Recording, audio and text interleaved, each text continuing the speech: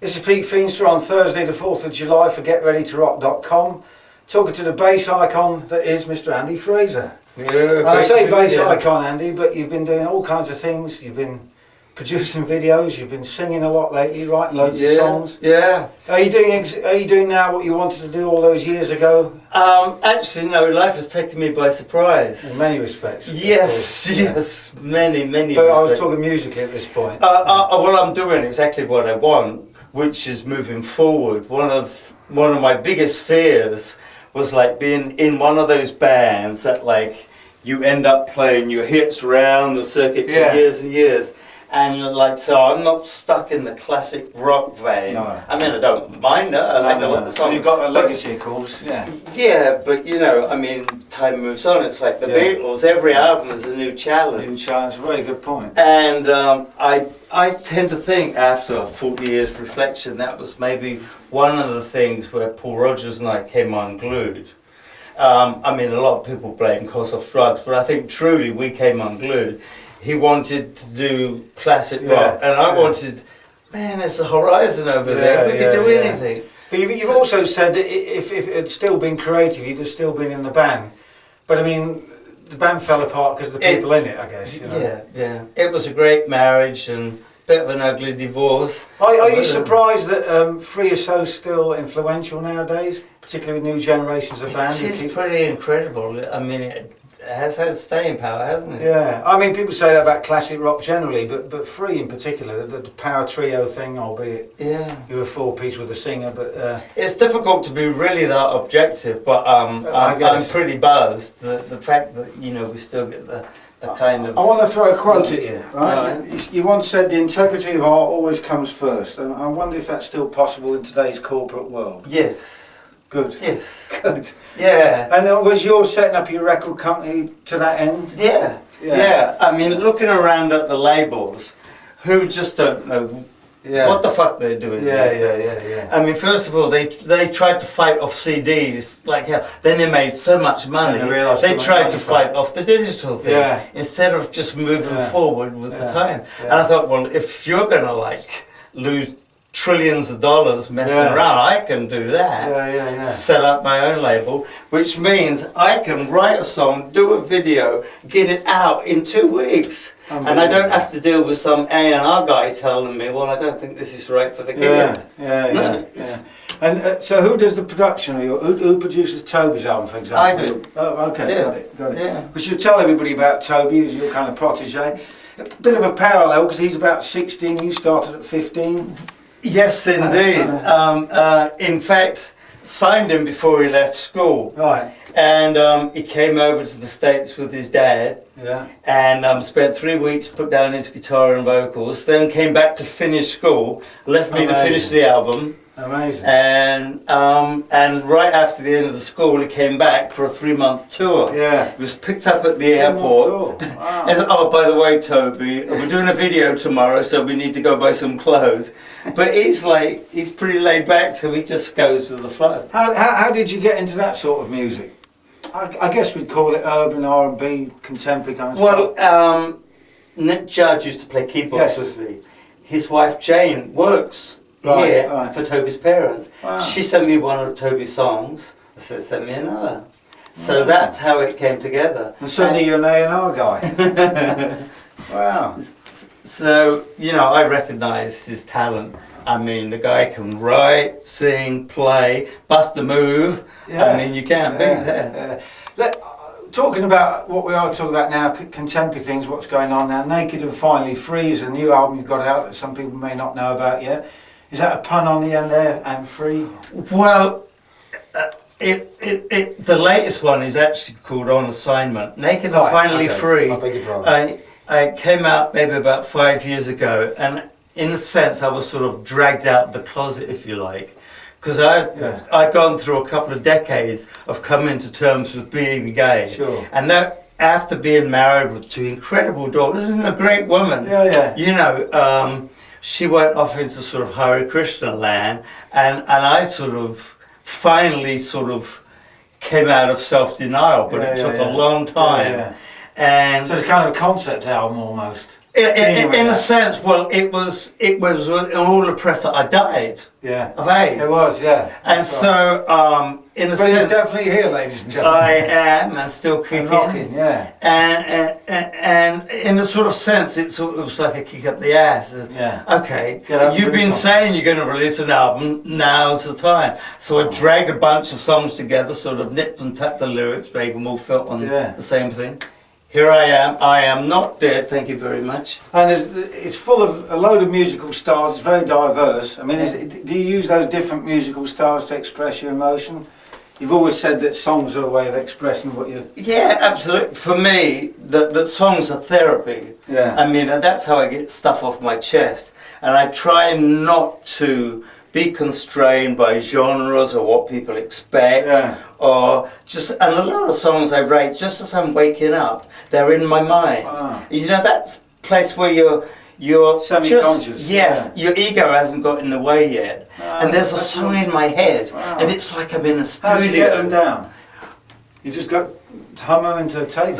Run quickly before they disappear, because first of all, I think it's somebody else's song that's already written, because I can hear it clear as a bell. I'm in the studio with familiar people. I hear the lyrics and the groove. That's the whole thing. Yeah. And I have to quickly run and like put down the basics. That's the best way, I guess. Yeah, and quite a few songs have taken me by surprise. You got one of those songs is called The Big One, which was a brilliant video if nobody's seen it. It's a song about the environment that we all know.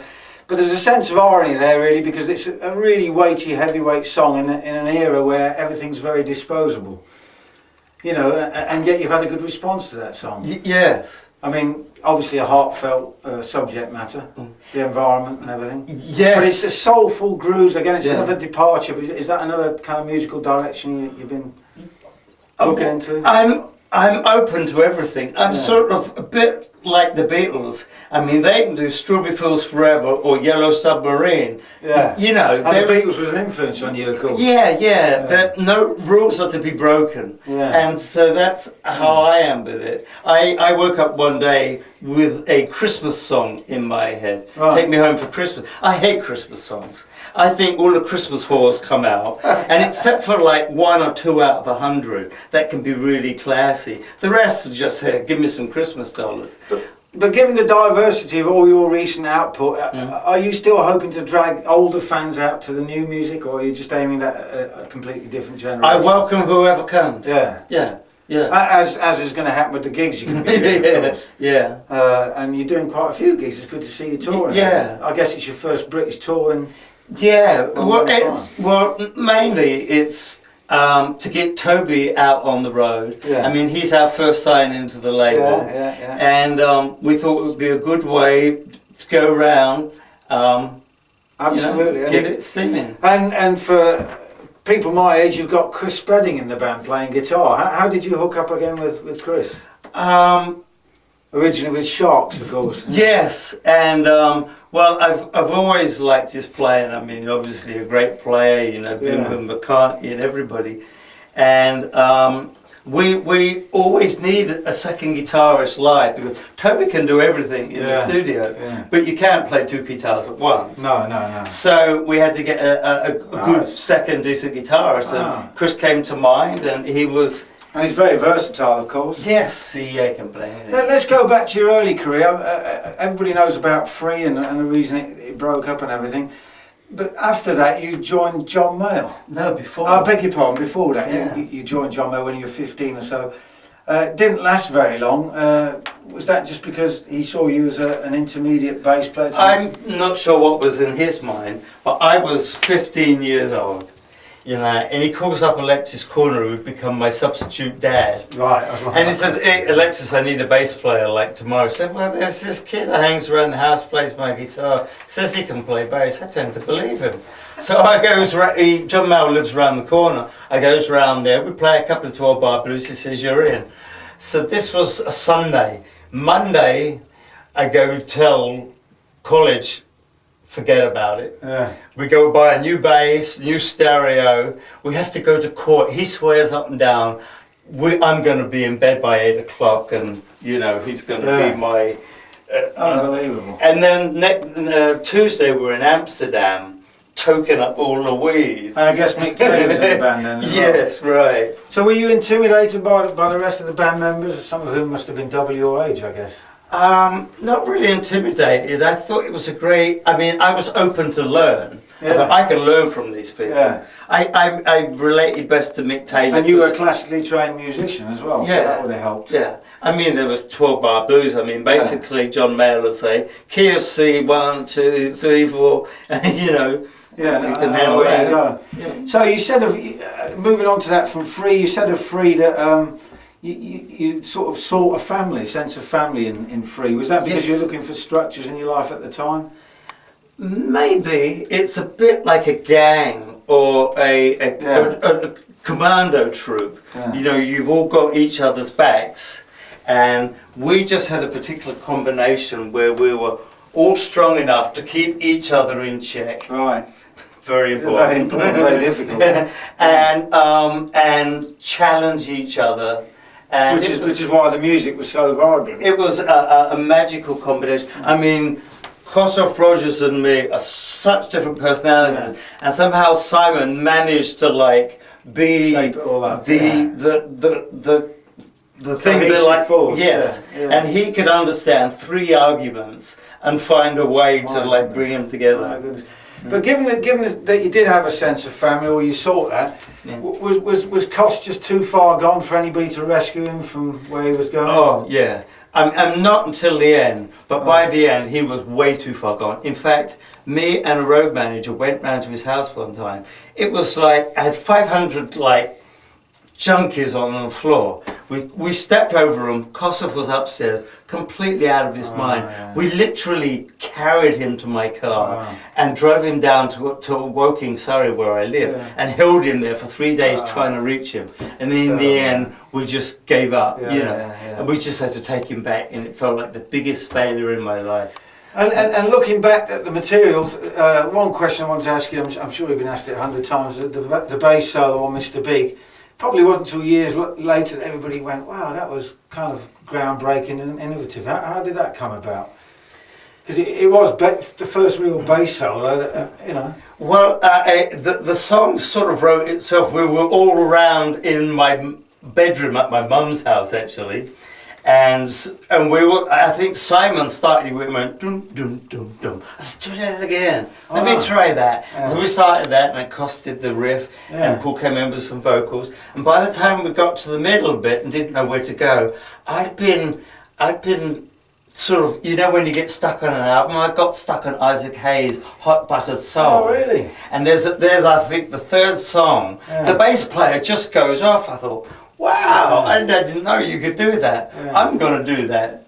So I've only got a limited amount of time to do this, so we'll move along quickly. But moving to Sharks, I want to talk about that because we can move real quick on that. Now you've said that was a mistake at the time, and yet First Water, the first album, was very well received.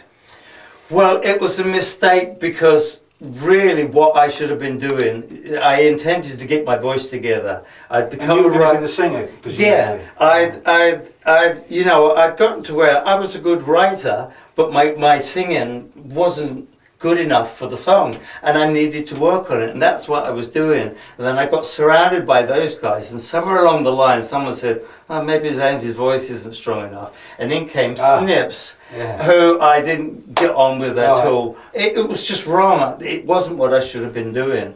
And when Chris Bedding drove the Sharkmobile into a tree, 5 miles an hour going round a roundabout, and I broke my thumb. So I think it's best you get another guy, you know, because this is going to be a while. So sometime after that you moved to the States, and you developed your songwriting in particular.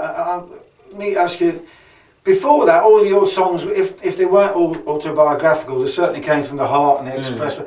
Did you find that a different challenge to write for other people, which you then started to do? Well, although it appears I wrote for other people, I wrote them all for myself, and they just wanted to do them. Wow, so they're interpreting your songs. I'm not the sort of guy you can call up and say Diana Ross is a song by Tay AM.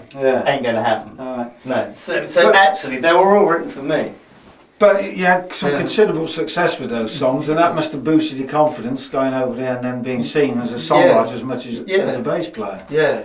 And so to square the triangle, I guess you worked on your singing after that. Yes, I did. Which was kind of... When you came out as being gay, was there any resistance in the musical community other than the... Not really, because I think if I had come out during Free, I think it would have really knackered the band. Different era. Completely. Different era, yeah. This time, it was like really no big deal. And in a sense, people prefer honesty. I mean, reporters love if you lie and they can catch you out. For sure. But if you say, We'll work on that. if you just like upfront about it, oh, you're no fun, so we'll move on to the next. You know. Yeah. And very personal question, I realise that, but apparently you thought about suicide, which is a desperate thing. Yeah. What brought you back? Because in my mind, I went through all the stages of what I needed to do. I studied all the medications you needed to get from different doctors, and I'd set about my will and sorted everything out and got right to the end where I was gone, you know. Yeah. And I thought, okay, what did that accomplish? Absolutely nothing. Right. So that was the turning point. And what was the actual point when you realised you could come back and play again, which is what we all want to see?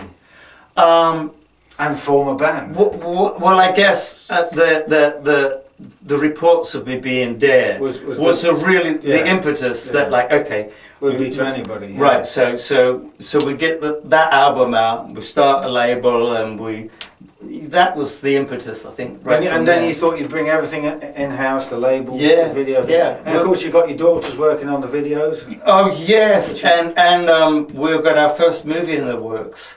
Oh. Dial up tearsofamermaid.com and you can see the trailer.